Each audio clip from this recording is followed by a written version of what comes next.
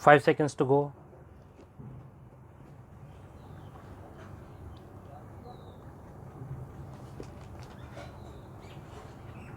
Start.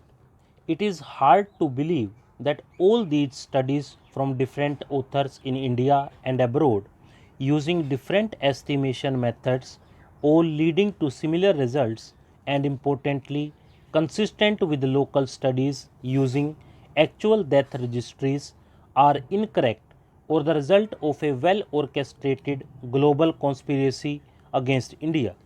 These data not only remind us of the terrible losses in these past 2 years, but also dramatically upend the widely held belief that India was miraculously less affected by the pandemic, or that within the country, states with far weaker health systems did better than those with better health systems. The truth, it appears, was the opposite. The problem was that we were simply not counting the dead.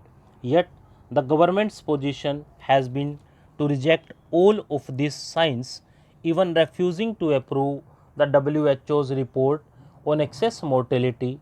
Apparently, ours is the only country to push back the WHO estimates. There is no shame in admitting that India was horribly hit by the pandemic. This was an extraordinary humanitarian crisis, the worst to befall the country since it was partitioned 75 years ago.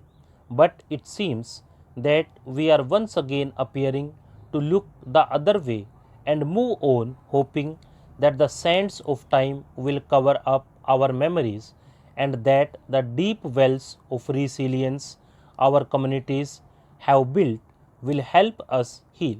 As a mental health professional, I do not think this is likely to happen without the truth. Trauma, especially of the kind we have experienced collectively, rarely vanishes on its own, and this is even less likely when there is a denial of the tragedy. The flourishing of hateful feelings on both sides of the border is a signal of how unresolved trauma poisons our society and haunts future generations.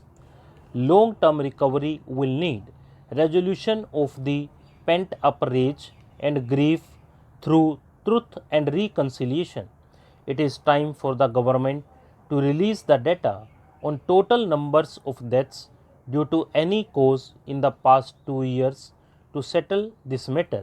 I suspect that the truth will lie somewhere between the official estimates and the scientific estimates, perhaps closer to the latter. And then the government should commission a truly independent inquiry. This is not an exercise to allocate blame to any individual or political dispensation, for the tragedy spanned all sectors and states, and the devastating Delta wave was not predicted by most people, including many public health experts, such as this author.